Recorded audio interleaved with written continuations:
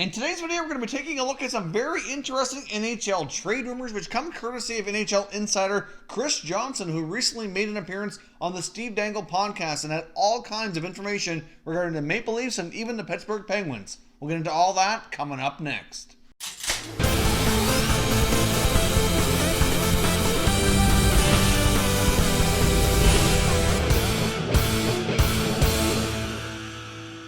Hey everyone, and welcome back to another video here at Top Shelf Hockey. If you're new to the channel, thanks for stopping by. We review and discuss all 31 NHL teams, so if you're a huge hockey fan, consider subscribing and clicking the bell so you don't miss anything. So as I mentioned, NHL insider and Sportsnet writer Chris Johnston recently sat down and had a lengthy extended interview with the Steve Dangle Podcast and covered all kinds of NHL trade rumors regarding the Toronto Maple Leafs as well as other teams, including the Pittsburgh Penguins and even the Winnipeg Jets. So I want to get into a lot of that information here today. Some of it we've kind of touched on today, but with the fact that it's coming from another source and a very reputable one in Chris Johnston, I feel it's worth mentioning here and adding the additional information here for today's video. Now, first of all, I just want to touch on the Pittsburgh Penguins. In one of our recent videos where we discussed some trade rumors, I did briefly mention the fact that I had seen a report indicating that the Penguins were possibly toying with the idea of trading superstar Evgeni Malkin, but I basically dismissed it. I really didn't think there was a whole lot to it, and I'd be quite shocked if it actually happened, and I've actually seen it come up in another report online, as well as Chris Johnston mentioning it in this interview that I'm referencing here, which leads me to believe that there is actually more to it. Now, of course, this is just a rumor. This is just something that they're,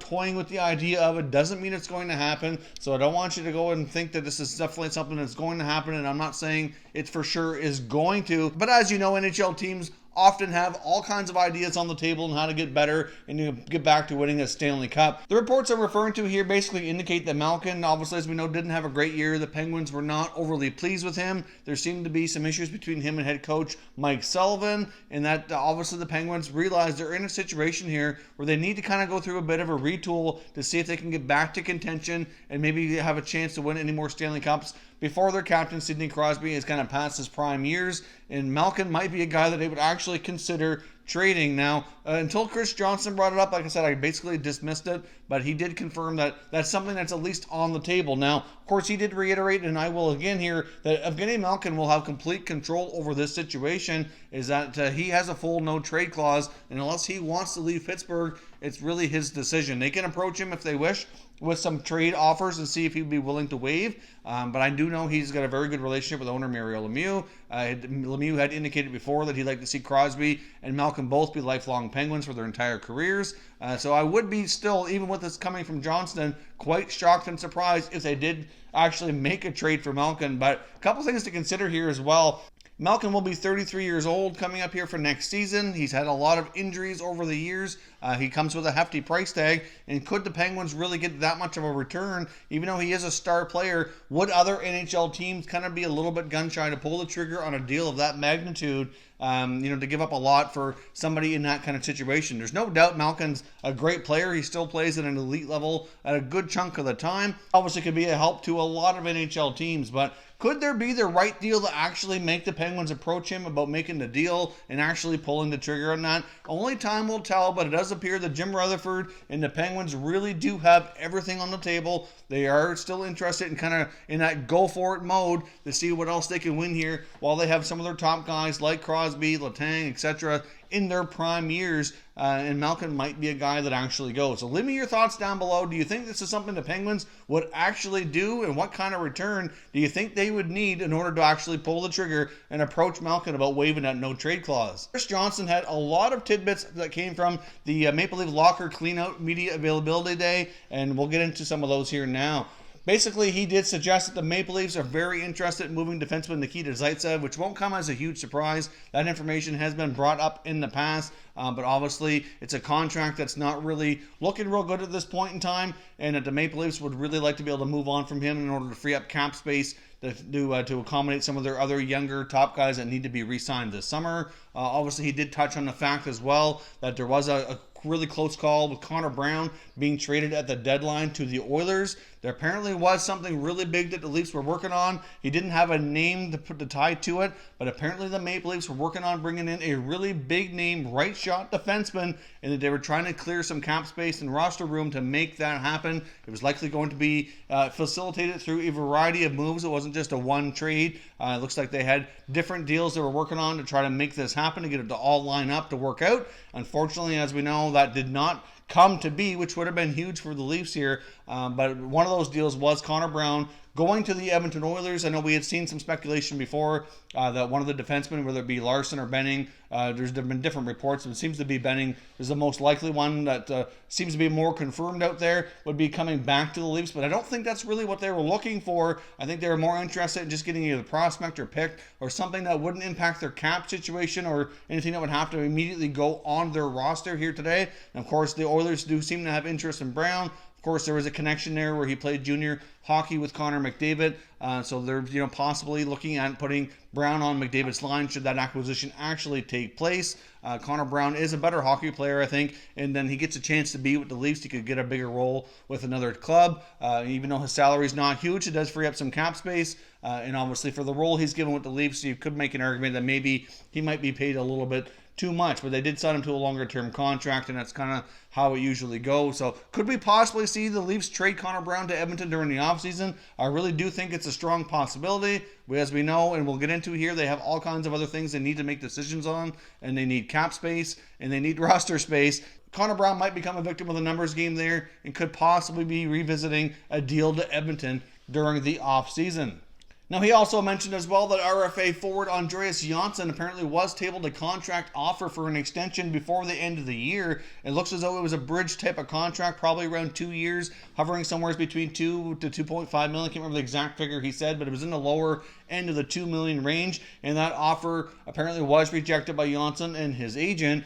So that very well might prove to be a little bit more difficult to get him signed. I know between him and Kapanen and Marner, many expect that Kapanen and Johnsson would be much easier to sign due to the fact that they're not as well established at such a high level.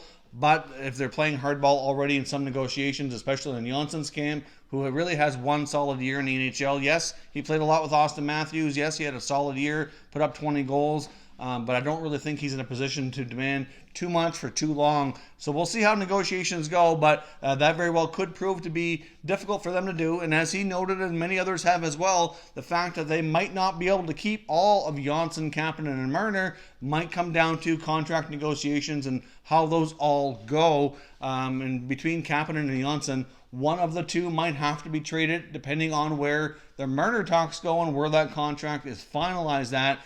So obviously that's a good segue here to get into Mitch Marner. As we know, he did indicate here that he's pretty confident that Marner will sign and return to the Leafs next year, but he can't say that with absolute certainty. He believes if the Marner camp is really pushing for the $11 million that's been speculated and won't budge or come down below that the Leafs might be forced to trade him by the before the NHL draft or free agency kicks in on July 1st, when Marner would be eligible for an offer sheet. Now, make no mistake about it, I don't personally see the Leafs wanting to trade Marner. I don't see Marner wanting to be traded or to sign elsewhere, but I do believe he's going to want what he believes to be a fair value contract, and at the end of the day, we don't really know exactly what that number is. Now, I've brought along some comparables that I think will help where he falls in the line here, so let's take a look at those.